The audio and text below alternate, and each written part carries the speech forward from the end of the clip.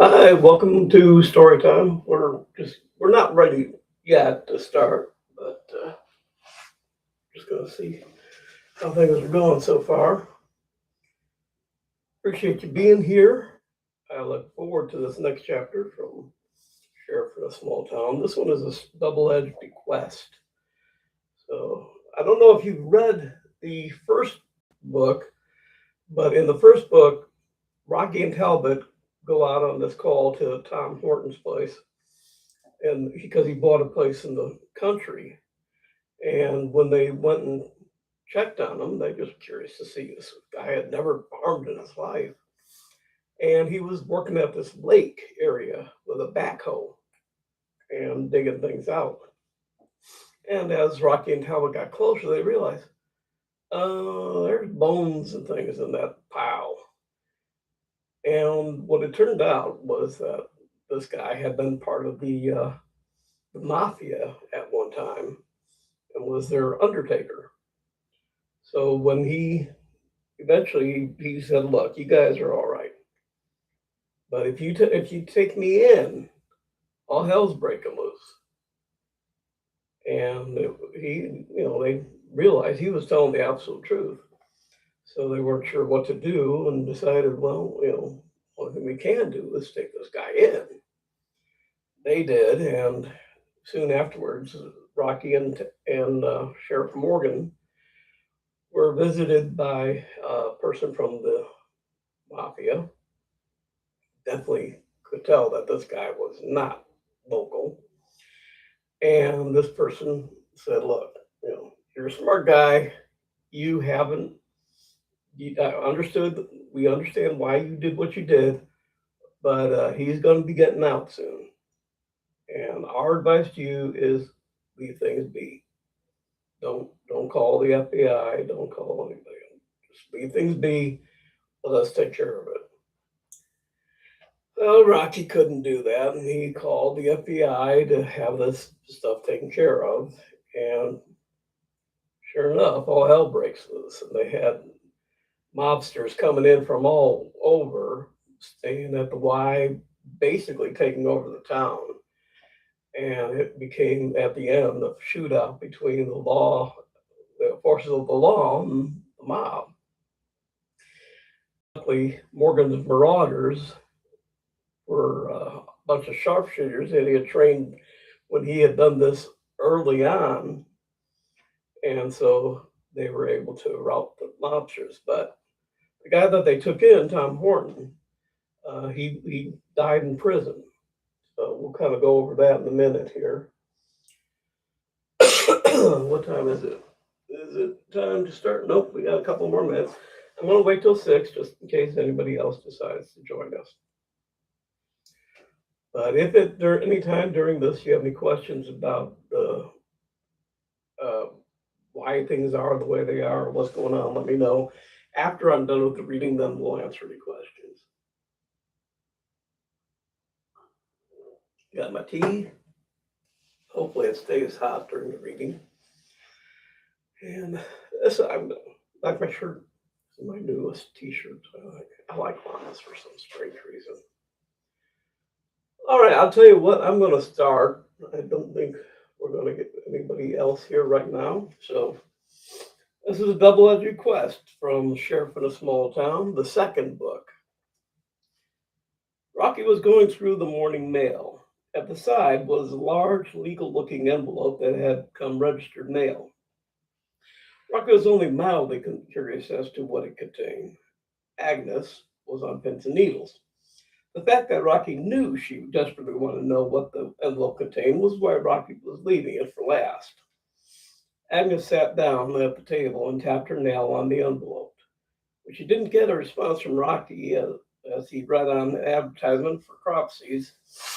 She began to softly kick his leg, each one getting slightly harder. Rocky eventually took the head before the kicks did any damage. Much as he loved and adored Agnes, he couldn't help but tease her whenever the opportunity rose. I beg your pardon. Inside the envelope was a very legal letter and a will. The letter stated the enclosed was the last will and testament of Mr. Tom Horton. As the executor of the will, it was now Rocky's duty to handle the deceased's bequests. The actual will was brief, and the letter that accompanied it was even shorter. To Sheriff Rocky Stone, my dear sir, I apologize for placing such reliance on someone I have only met through unfortunate circumstances, but that brief acquaintance divulged to me the manner of man you are.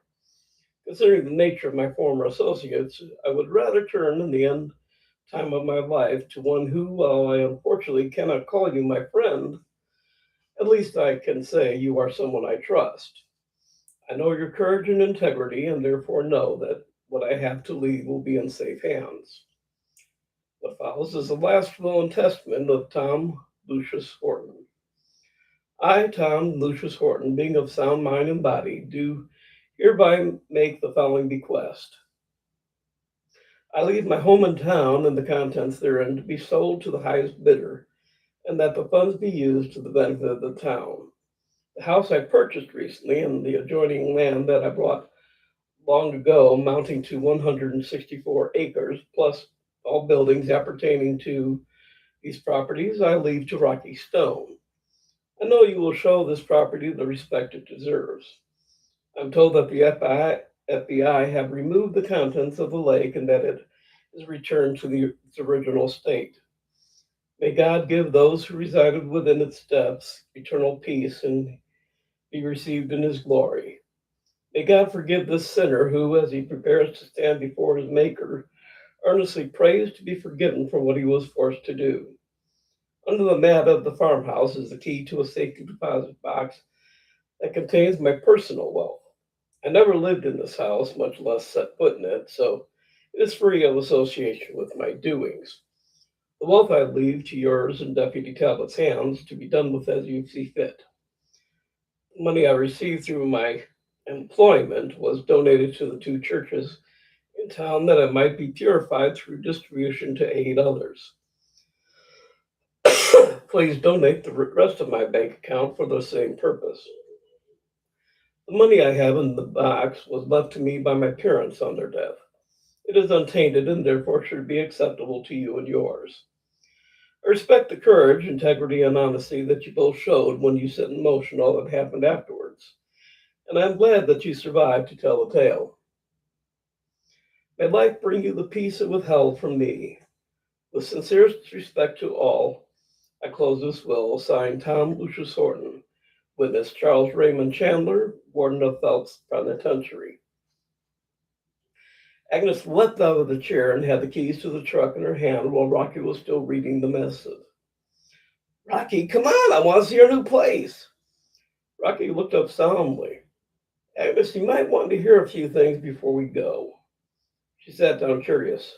She knew Rocky had arrested the man who had purchased the property and that there was a huge fight because of the arrest, but that even included her father. But what else was there about this place that was getting Rocky all worked up? Did your mom or dad ever tell you about your dad taking on the mobsters? She shook her head. Not much. Dad sent mom away to Wisconsin just like you did me. She said, though, she was up there for a couple of months while Dad got things sorted out here. That's all I ever knew. Dad didn't like to talk about it to me. He said it was taken care of and that was all I needed to know. Rocky nodded with understanding. Morgan would never have said anything to Agnes of the danger. I've heard the story of what it took to get rid of them the first time and know from hard experience what it took to do it again. Honey, Tom Horton was one of them. Agnes burst into a peal of unbelieving laughter. Old Tom? She gasped. He was just a harmless old hermit. Hell, he wouldn't hurt anyone. He went to church regularly and helped out around town all the time. There's no way he was a gangster. Rocky shrugged and sighed. It's true. He was a mortician, and the lake on that property was filled with, hell, I don't know how many remains. The bones I saw while he was digging on the lake probably was only a small portion. He said it never killed anyone, just deposited the bodies. The FBI is pretty sure they got everything out, and they probably did, since the lake was dug out even wider than before. But Agnes, is this a place you would want to have for our summer home? Agnes considered it practically. He never lived in the home, should be free of association. Since he had to purchase it, then it would still have the flavor of the original owner. She knew Mrs. Snow from when her mother and her would bring the old lady soup and jams. She was wonderful and played the piano for them on any time they visited. She even taught Agnes a few songs. It still retained Mrs. Snow's vibes. The house should be warm and friendly. When the old woman had died a few years ago, all her possessions had remained when Tom purchased it. Since he didn't live there, they should still be there. Let's go see how the house feels. She held out the truck keys while Rocky continued to eat. She jangled the keys. Come on, we're going for a drive. Tucker came running up with his neckerchief, ready to get dressed and go out as well. In the truck, Rocky contemplated his task of inventorying the other house and putting up for auction. He had no clue as to the probable value of things. He decided to take pictures of the rooms and some of the more interesting items inside, if any, and have the house inspected. Put the items in the paper, set the date of the auction, and then see who could do the auctioning. He did it himself, but he visited some of the cattle auctions, and there was no way he could talk like they did. He spoke slowly and carefully. Pulling in the drive, Agnes got misty-eyed as she thought about the old lady who had lived here. She went to the door and immediately looked under a potted plant, now dead. She got the key and opened the door. As the door opened, it was like going back in time. The smells of coffee and roast beef remained surprisingly vivid. The front room was comfortable, though slightly dusty. Apparently, Tom hadn't lived here. He just worked outside and far from the house for this she was eternally grateful. Under the mat was an envelope containing the safety deposit box key. Rocky pocketed it, figuring on checking that out later.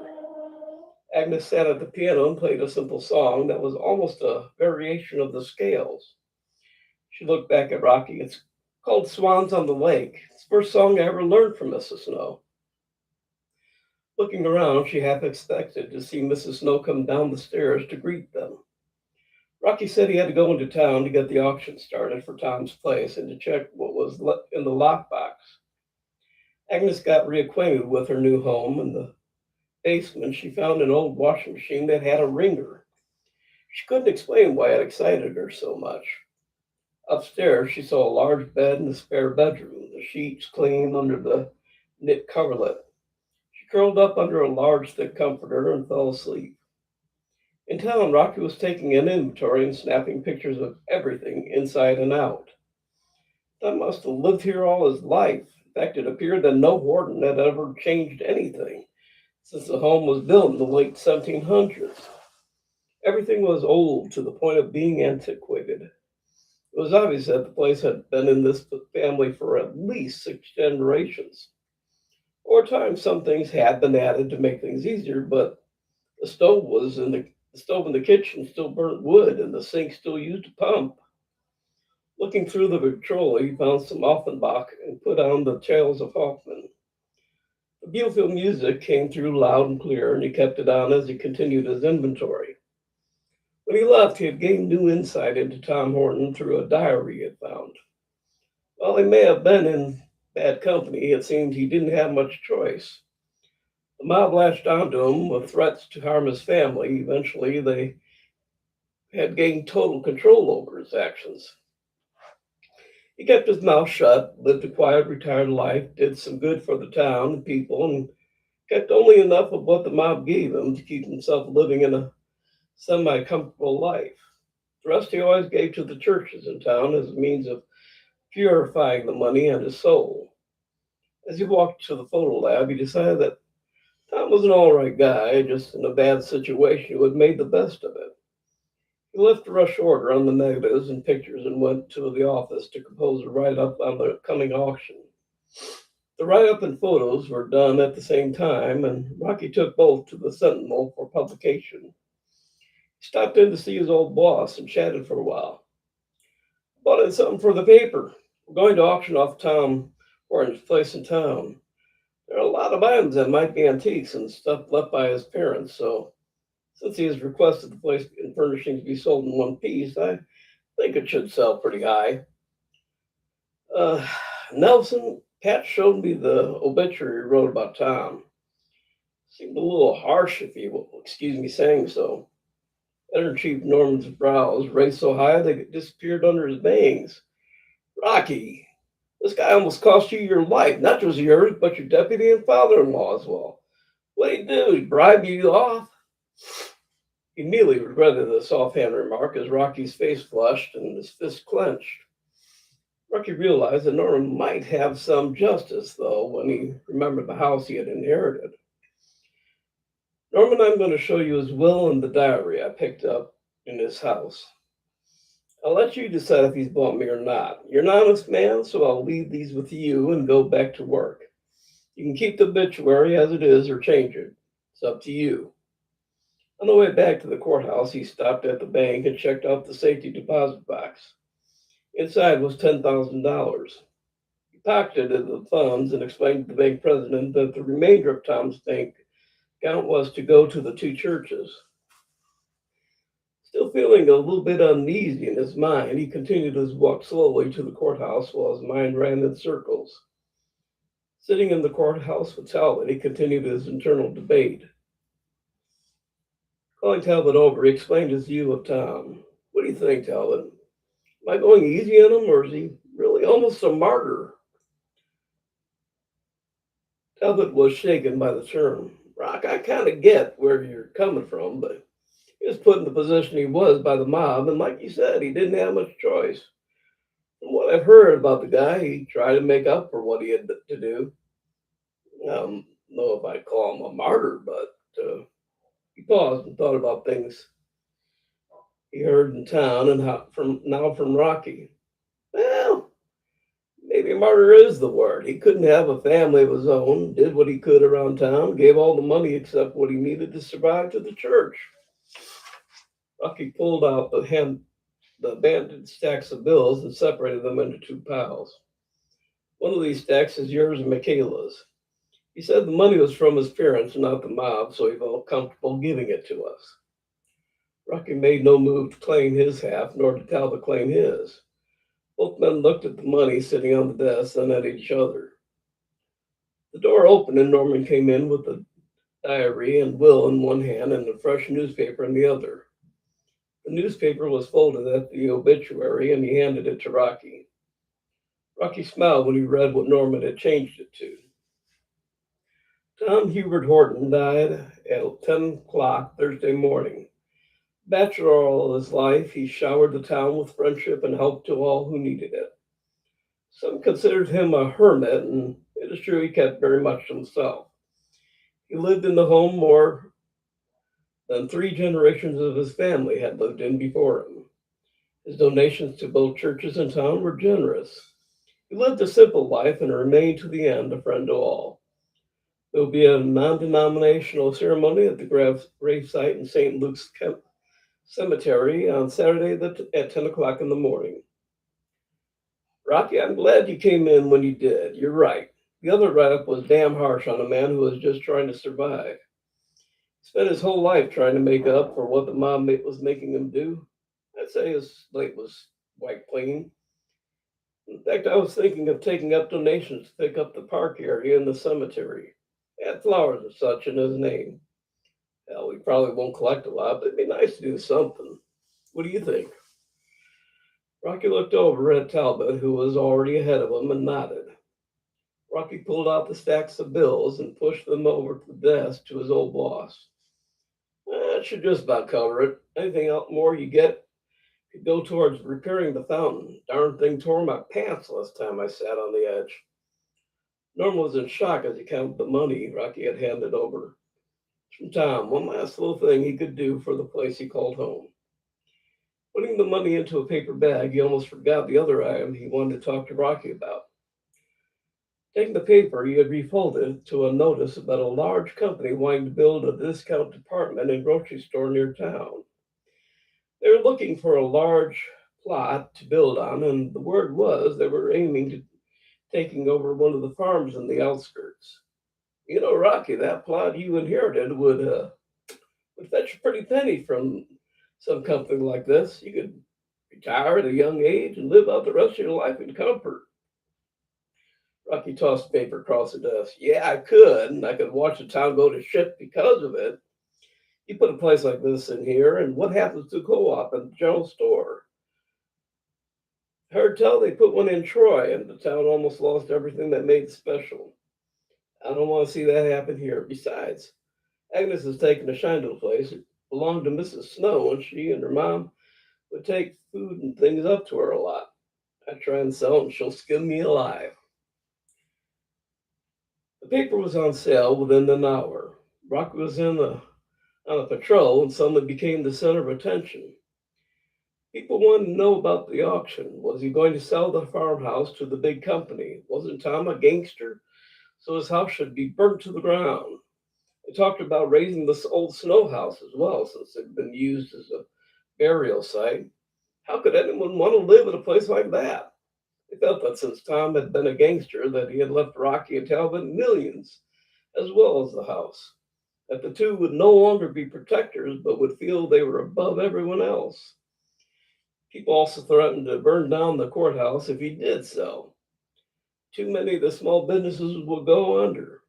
Everyone had an opinion of the article on the Sentinel and were very, very vocal about them.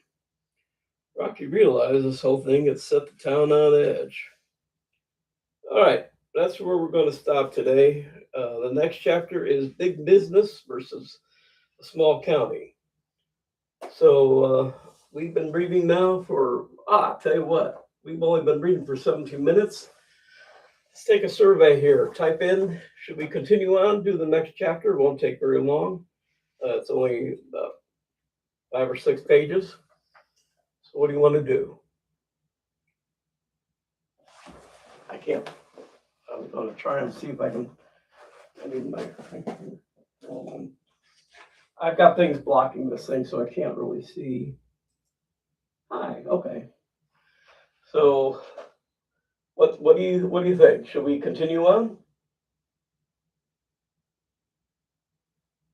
Waiting for a response here. Well, I'll tell you what. I'm going to continue on just because we still got a little bit of time, and I want to keep these a little bit worth listening to. The town was divided about their feelings for Tom, and the funeral service was smaller than expected. Those who knew him best were there, and a few willing to forgive and forget, but there were some who would never do that. It's been a hard blow to some to find out that he had been associated with the mob. It was like a kick to the stomach, a kind of betrayal that could never be washed out. So the turnout was not exactly small, but it might have been a lot larger had his connections not been discussed. The Sentinel put the item about the auction of Tom's house into a 2-page spread with colored pictures, a rare occurrence indeed, which was hoped would increase the number of bidders. On Sunday, early in the afternoon, and right before the ice cream social, the auction began. Kirk Campbell, one of the cattle auctioneers, had offered to officiate at the sale. He emphasized that the money would be going to the American Legion and stressed the good works that the organization had done for the community.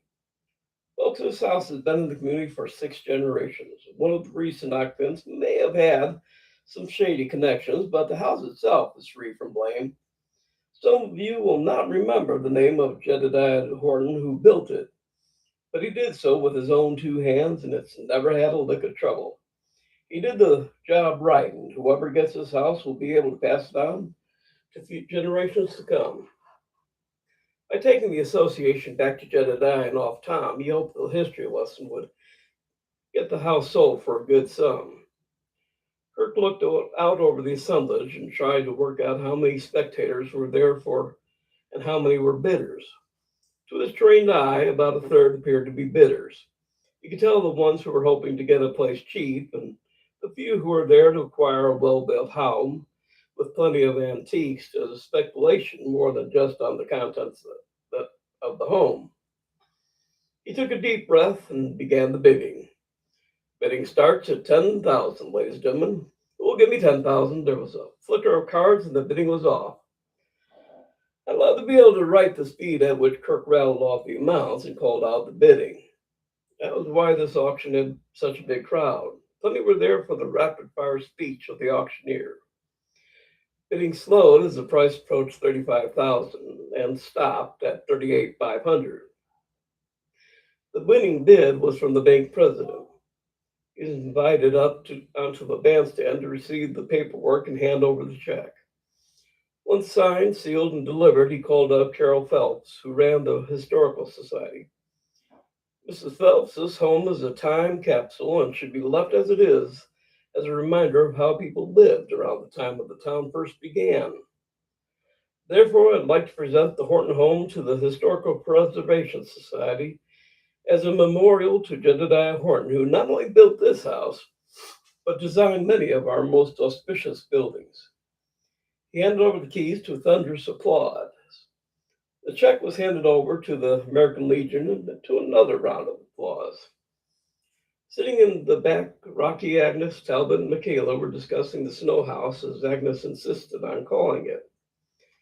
A man in jeans and a plaid shirt asked if he could join them as he had something to discuss with Rocky.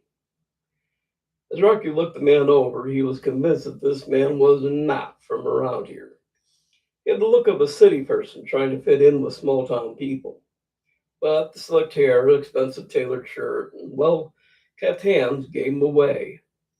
He pulled out a picture of the snow house and laid it in front of Rocky. I heard that you acquired this property. I was wondering if you'd consider selling it. Rocky's back hair went up at the man's smooth smile. We don't know what we want to sell. The property has some sentimental associations, and we kind of gotten attached to it. His voice hardened slightly, letting the man know he'd seen through his lie. Besides, the place was owned as farmland, and I don't picture you in the seat of a tractor. The man snatched the picture and departed. He'll probably head over to the civic council and see about having the zoning changed. Rocky shook his head at the obstinacy of big business. On Monday, the man was in the civic office, and the response was, well, we'll discuss it, but the property ain't yours, so I wouldn't hold my breath. After meeting with the council, the man went to the Sentinel and put a letter in stating that a new and large grocery and department store would bring hundreds of jobs, more variety, and better products. The letter hinted that the civic council didn't have to ask for the property owner to sell, but could use eminent domain and simply seize the property for the good of the town. Editor-in-Chief Norman wasn't in when the letter was placed, or it never would have seen the light of day. People saw the letter and started talking about it. Talk from some of the older people was, let things be. They already had the co-op and general store. They had clothing stores and a feed store and a general store. Good gosh, they cried. What else does a person need?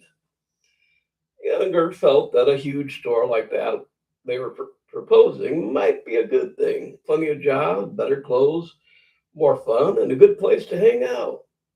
Closest mall was at least 20 miles. They complained that it was a long way to go on a school night. It was a long way to even on a weekend. Besides, bringing in a place like that might bring in other businesses. The debate raged on and sometimes disturbing the peace and harmony of the homes. Rocky began to feel pressure from both sides, some encouraging them to sell, others threatening if they did. Rocky and Agnes were in accord that they liked the old place just as it was. It was a comfortable, forever feeling about it. Felt as if it had been there forever and would still be there long after they were gone. Rocky bought some fruit trees and planted them out back as an indication of where his sentiments lay. Still, the debate went on, and the council was starting to take some heed on the subject. The letter had said that the council could just up and take the land and sell it. Nobody had to ask Rocky what he wanted. It was what was best for the town that mattered. The council asked about some of the other farms, and what about taking one of those? Plenty of families had lived on their farms for generations. Much as the young crowd wanted the businesses, they didn't want to lose their home and farm. It became a common theme that Rocky had never ever plowed the land, so it wasn't any skin off his nose. He already had a place, and for Pete's sake, nobody needed two homes. That was pure swank.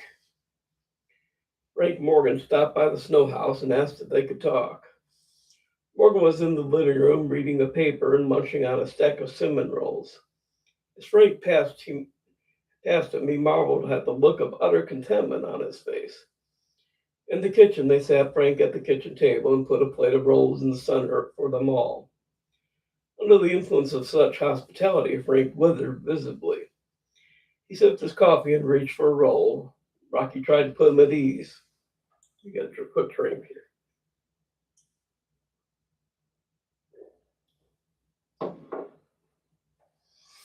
Frank, I've heard the talk around town as much as anyone, especially as a lot of it has been said directly to and about Agnes and myself.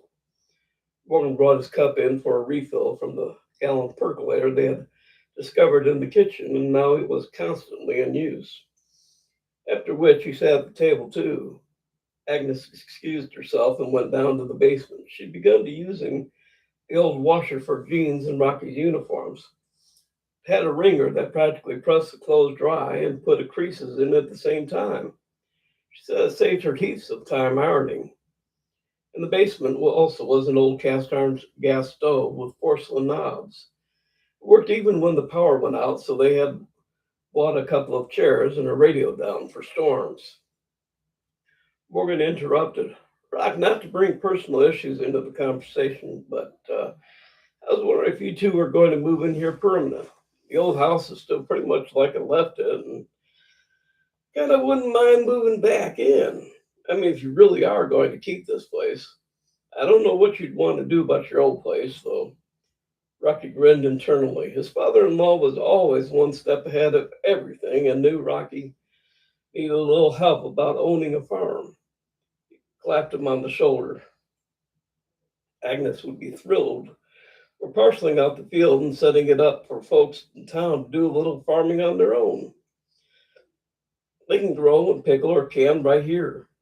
We're going to put some burners and shelves in the main barn so they have places to work from. It's going to bring in a little extra, which he suddenly stopped mid-sentence. Agnes, we can't do this as we planned after all. We start taking money off the farmland and it gives them a perfect excuse for changing the zoning to business. If Dad's serious about moving back home, we can take my old place and make it into a campsite. Property is big enough for a few campsites, and the house can double as a reception and place for people to relax and kind of use it as a clubhouse. There should be plenty of fish that swim through there unless you caught them all. Morgan grinned. Did my best to thin out the herd, but they just keep coming. You won't have a problem on that score. He considered what Rocky had been saying. Might make a good place for weekenders. Rocky nodded in agreement. I had this planned out years ago, but things changed on me pretty quick. He turned to Frank, who was reaching for a third roll and trying to make it look like he wasn't. Sorry, Frank, didn't mean to get stuck on personal issues. What's going on? Frank tried to speak, but his mouth was full of the most delicious roll he'd ever had. Well, taking a swig of coffee, he swallowed and wiped his mouth. Well, you folks pretty much answered all my questions and even offered a few ways to stop people from talking about the town taking the place from you. They can hardly expect us to kick you out if you're living here, and even more so if you are going to be using the field.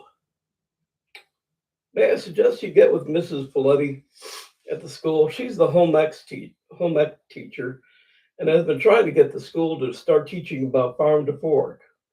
Now, this will lock this place in good and tight. Canning is going over real big right now, even with the youngsters.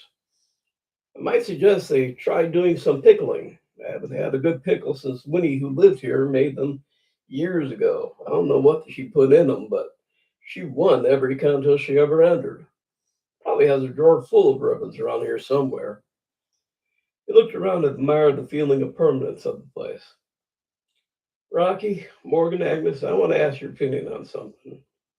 Agnes had come up the steps with a basket of laundry heading outside when he mentioned her name. She put the basket on the kitchen stool and sat down at the table. Frank continued his thoughts. We're still going to have a hard time keeping this Gromart from still trying to take over this place or some other farm. They seem pretty determined, and frankly, I don't like it. There's a lot of history in this town. Hell, we were one of the first to become a town, and not much has changed over the years. Buildings were built to last and to look good, too. The street still has cobbles underneath the blacktop. You can see them when the tar wears away. Morgan was wandering around thinking, looking at the ancient pictures of a man conducting a band on a flat railroad car, a woman in satin dress with silver overlay. He passed a chest of silverware with napkin holders for cloth napkins. Hell, did anyone still use cloth napkins anymore? So much history. The whole town was history. He snapped his fingers and rushed back into the kitchen. The whole damn town is history. Rocco looked at the excitement in his father-in-law's face, but didn't get what he was saying. Morgan looked at everyone's blank faces and got frustrated. Don't you see the whole town? Every building. The street, the lights, the benches. Hell, if we get paperwork identifying the county as a heritage site, they can't change anything. We're a time capsule, and that goes for a certain amount of distance outside the county line. Frank reached for a fifth and refilled his cup. I'll talk to the people at the National Register of Historic Places. I'll get with the Historical Society for information on what is of historical significance. It's Tom's place for a start. It's older than the whole county. He was so excited his hands were shaking and he was spilling his coffee, or maybe he just had too many cups. Jedediah started this area in the late 1700s, and that's got to be good for something. I'll keep you folks informed on the progress.